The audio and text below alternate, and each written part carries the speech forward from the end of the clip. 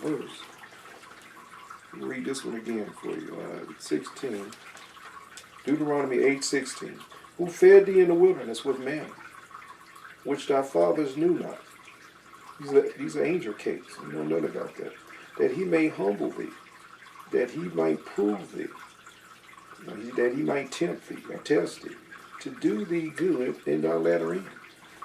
Now our latter end is heaven, that we cannot conceive. Just like we can't conceive of hell in the lake of fire, we can't conceive of heaven, of streets of gold and mansions of gold, pearly gates, and not having to ever live in eternal with a body that is resurrected, that shines like the sun in power and strength. To be rewarded with Christ and to rule and reign with Christ as priests and kings.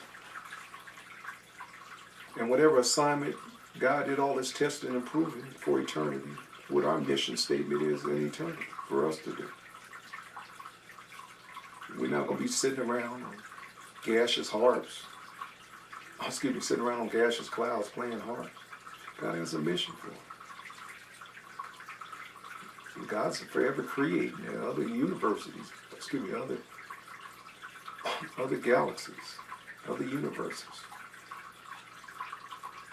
We don't tell them what God has in store for us, for all this training. But we cannot conceive of the glory, as Paul has said, that shall be revealed in us. There's a bank in heaven. All the faithful giving and tithing you've done it God's way. First fruit, alabaster box specifically too. Get my teaching on it if you don't know what I'm talking about. If you've done it God's way, you'll be rewarded in eternity for that too as well.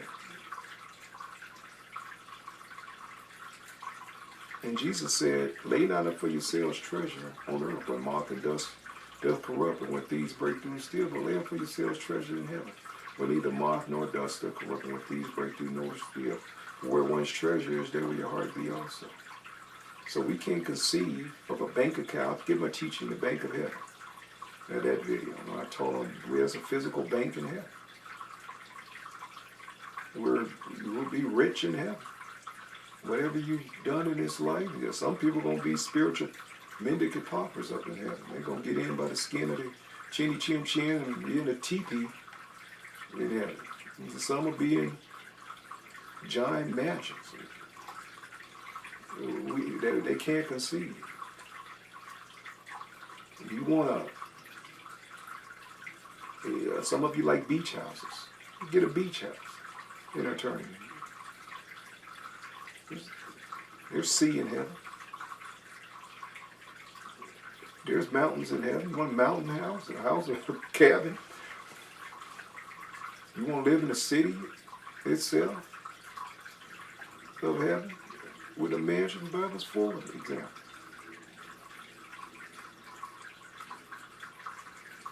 Earth is a representation of heaven. It's supposed to be a reflection of heaven. It's fallen.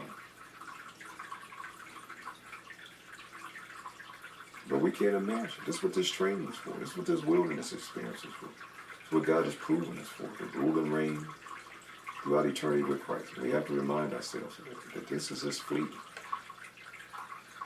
What we're going through is a drop in the ocean compared to eternity. Paul said what we're going through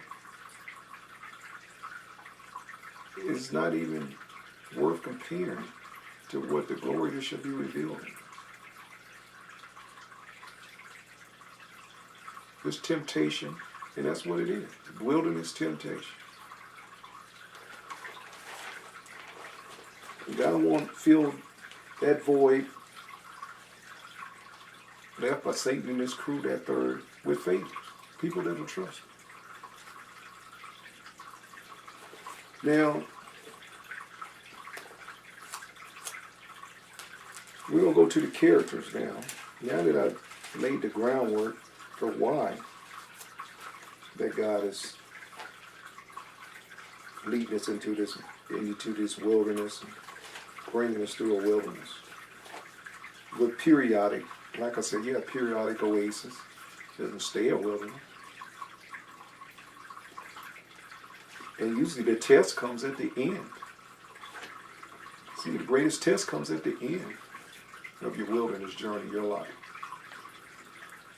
Christ faced the cross at the end.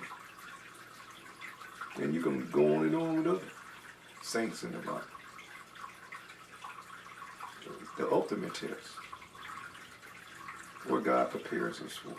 To see if we'll trust Him. All those disciples died horrible lives. Test came at the end. With the exception of John, the Reveler. Well, he was thrown in a hot pot of boiling oil. So. And then banished to Isle of Patmos. But the thing is that the test comes at the end. Will you trust God? Will you go through persecution? Some talking, yeah, I'll go where you want me to go, dear Lord. But I ain't going over there either. And that's not what God's looking for.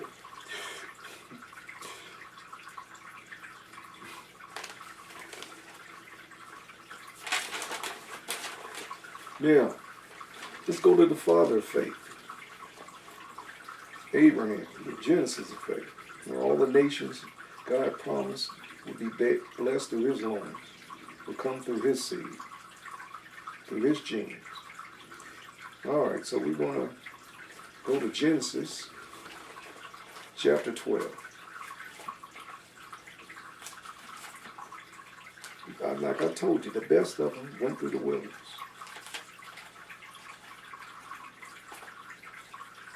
And if you're truly serving God in any capacity, expect the wilderness. Expect dry, or what appear to be dry moments in the wilderness. Oases, like I said, you're going to have oases. It's not going to leave you there. You go from faith to faith.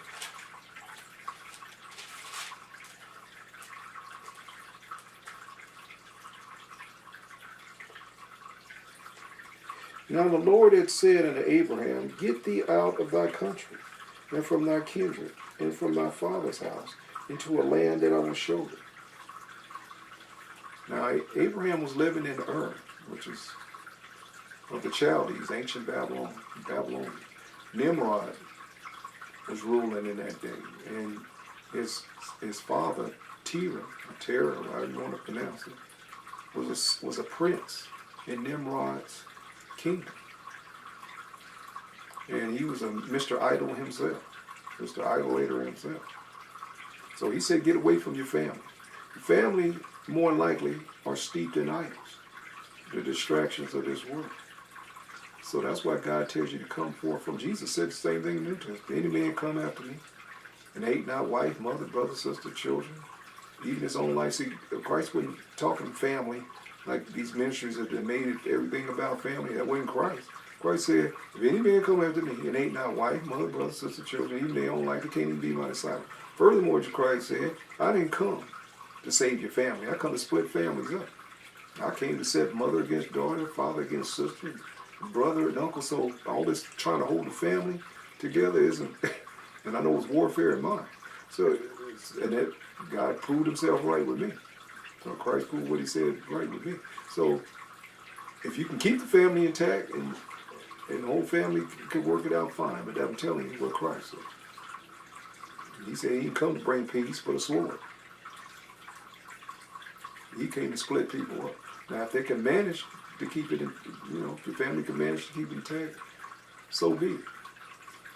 You're very fortunate. But the norm is the split. Christ splits up home. And he was right when he said that. Now, sometimes they can be split up, and because of your faith, the homes come back together. Examples of that in the Bible with the prodigal son. Sometimes not. There's plenty of examples of that in the Bible too.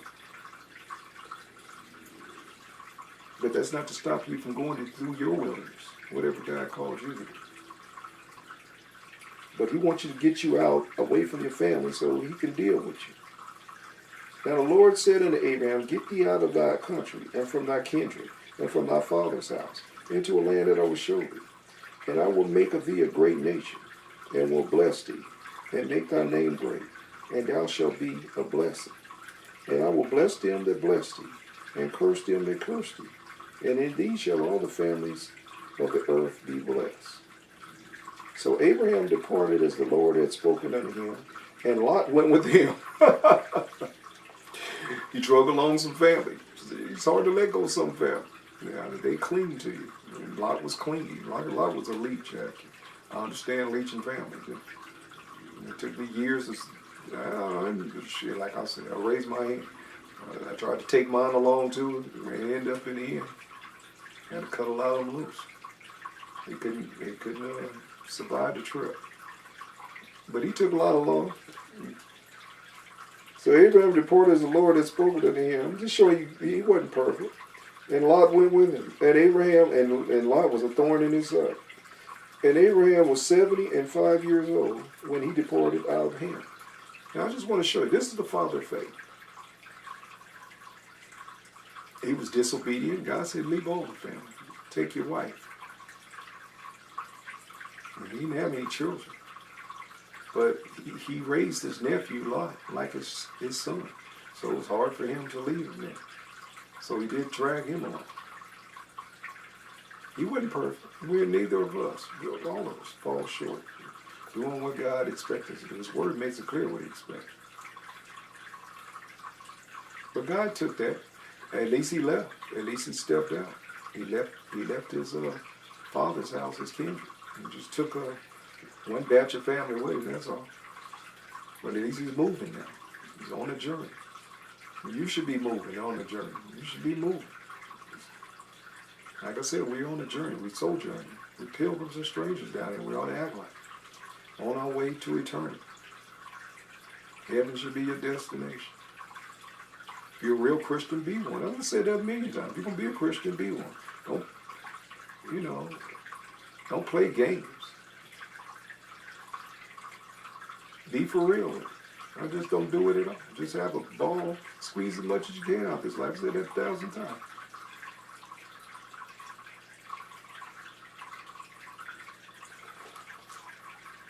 And Abraham took Sarai his wife and Lot his brother's son, and all their substance that they had gathered, and the souls they had gotten in Haran, and they went forth to go into the land of Canaan. And into the land of Canaan they came. Now, this is that same trek that his descendants is going to make 400 and some years later via Moses. As he leads them out of Egypt, he's taking them right back to this land that Abraham, God told Abraham, I'm taking you to this land. You're going to die and not obtain the promise, but I'm going to give it to your descendants. 400 years later, he told them, he gave them a nightmare of them going into slavery, and then I'm going to lead them forth, and I'm going to give them this land. So he said, every square inch that your foot touches will belong to him. Now, Abraham's walk was equivalent to California. It's about the size of Israel that he walked. Now, he could have walked in just a 500-yard circle. And all his descendants would have to live. That would have been their land. So he did some hoofing. He walked, like I said, the circumference of California to get that promise. And he died not obtaining it. And neither did Isaac or Jacob. Like I said, it didn't come till 400 years later when that's why God was so frustrated with that bunch and wiped them out. Because it was in the book already, in their record books, in their Torah, that God had promises to Abraham, and he was leading them to the promised land, just like he promised us eternity. And Christ died for us if we are to go through our wilderness and keep the faith. That's why God ain't going to have much tolerance for those that didn't trust him in what he said. He's looking for people of faith. He keeps saying. Abraham passed through the land of the place of Sichem, unto the plain of Moriah. And the Canaanite was there in the land. And the land appeared unto Abraham, and Abraham said, Unto thy seed will I give this land. And there builded an altar unto the Lord who appeared unto him. And he moved from thence into a mountain of the east of Bethel, and pitched his tent, having Bethel on the west, and Hathon the east. And there he builded an altar unto the Lord, and called upon the name of the Lord. And Abraham journeyed, going on still toward south. He's moving. He's journeying. He's traveling. And there was famine in the land. And Abraham went down to Egypt. He said, I'm out of here. God said, this is the place. And Abraham said, no, famine, I'm gone. How many of us that ran down to Egypt to get away from the heat of famine? It's hard to start. And God couldn't mean to go this way. This is a famine route. Just thought I would throw that in. Now we're going to skip that. I just wanted to show you. Abraham wasn't perfect. His blessing was all tied up in his son Isaac. That he promised would be the miracle child that would come through his wife, and both of them in their old age. Abraham he didn't get it until he was 100. And Sarah, his wife, was like 90. So I think he's 10 years older than before the promise was fulfilled in Isaac. He was 100 years old. He tried to, I'm going to speed rail what he did. He tried to help God along because he was getting old. So him and Sarah had a tent meeting, and he had a concubine, Egyptian handmaid, and they decided that his promise would be fulfilled through her, since God couldn't really do much for them because they were too old. So he said, well, at least my sperm is working, and I can get somebody pregnant. So he got the handmaid pregnant. And God said no. His name was Ishmael, father of the Arabs. The Ishmaelites, father of the Arabs. And he said no. I said Isaac, and through Sarah. So I just speed reeled you to show you even the father of faith. He was wavering. And then God, when he had, keep speed reeling. Then when he had Isaac, God tempted him. This was his final test. He said, take him up to Mount Moriah and sacrifice him there. And told him to kill him. He said, God tempted Abraham. And it says it in it. God tempted him. Let me see if I can find that for you. Genesis 22:1, I think it might be. At least read that to you. I'm trying to speed this up. And it came to pass after these things that God did tempt Abraham. You see that? Now that's for you hard of hearing. That said God would never tempt you. Yeah, he will. I keep telling you that. I've showed you 50 times. Sure, he's going to tempt us too. He's going to try us. But with the temptation, there's a way of escape. Matter of fact, Jesus said, watch and pray that you enter not into temptation. Lead us not into temptation is the disciple spirit. But deliver us from evil. So why would that be in there if he wouldn't lead you into temptation? You gotta think. And it came to pass after these things that God did tempt Abraham, and said unto him, Abraham, and he said, behold, here I am. And he said, take now thy son, thy only son, which thou lovest, and get thee up into the land of Moriah, and offer him there for a burnt offering. Sacrifice him and burn him upon one of the mountains which I will tell you. Just thought I'd read that to you. That was his ultimate test in the world. And he passed. And he was going to do it till the angel stayed his hand and told him to stop. He was going to go through it. He passed the test. Well, you passed the test. God told you to sacrifice your child. Like you said, no, God couldn't mean that. And you figure out something else that he might want you to do. When he was very clear what he told you. Something to think about. Now, we'll move on.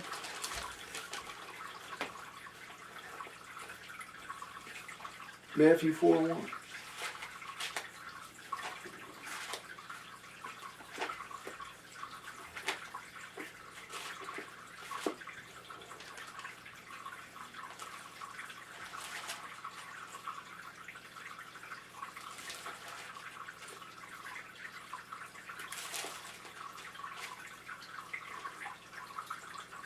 Then was Jesus led up in the spirit into the wilderness to be tempted of the devil. Who led him? The Spirit. He was led by God. God led him to be tempted of the devil. He allowed it. And when he had fasted 40 days and 40 nights, he was after the hunger. And then the tempter came to him and said, if thou be the Son of Man, command me. I'm going to go there. You read that for yourself. 3 different temptations. But it's one to show you.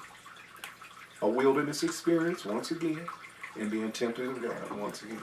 See how the pattern doesn't change? And Christ is the Son of God himself in the flesh. So what makes you think you're going to be exempt? Well, I'm going to be exempt. I haven't. Like I said, it's been one long wilderness. There's a few oases in here and there, but it's still been a wilderness. Okay. But that's God's way. The wilderness is God's test. And he ain't changed. Which is what bore that into. Bore it into your craniums. Galatians, another great man of God, hero of faith, whom I love dearly, Paul.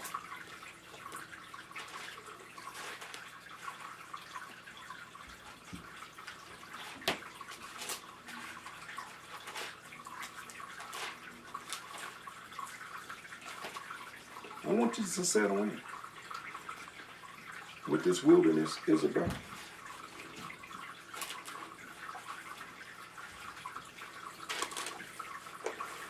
So you understand God's way. We all like a feather bed to Christianity. But that's not what I teach here at Street Preach Ministry. I don't preach a feather bed. Get my shoes. Just give my teaching brass shoes, I think it's called. It's the message. God gives us shoes of brass for a tough trip. It never wear out. Because the trip's going to be tough. And it's possible. So when the Lord calls your name, and you may not feel like it. You may feel that you can't bear it. He say, we'll give you a temptation greater than you can bear, but provide a window of escape. Through his word, through his promises. You just hold on. This is time versus eternity. That's what real true grit Christianity is about. I teach true grit Christianity. Not that fluffy stuff. Jesus said you be salted earth, not a pile of sugar or a bowl of honey. And you go somewhere else if you want that message. That's not, you ain't find that at Street Preach. Just the name Street in itself should tell you. Tough Christians. That's what we're looking for here.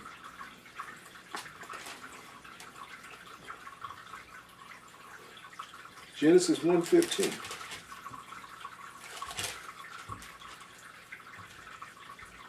But when it pleased God, who separated me from my mother's womb and called me by his grace to reveal his Son in me, that I might, this is Pastor Paul, that I might preach him among the heathen. Immediately I conferred not with flesh and blood, neither went I up to Jerusalem, to which were apostles before me, but I went to Arabia and returned from Damascus. Now, where he went was wilderness. This is Paul after he was knocked off his horse, blinded, and led around for 3 days, his eyes open, and he was led to the wilderness of Damascus, Mount Sinai, same place, full circle. That God took that bunch that didn't get it in the wilderness and taught him 3.5 years in this wilderness. Him and Christ. Christ is the one that taught. We learn from Jesus himself. That's why I said Paul is second in the New Testament, only to Christ. God gave him the dispensation of the gospel to the Gentiles. Jews rejected the message. The wilderness. You can't escape. You're not going to get around it if you're a Christian. And this message is to prepare you. This message is to prepare you for hard times that will be coming up.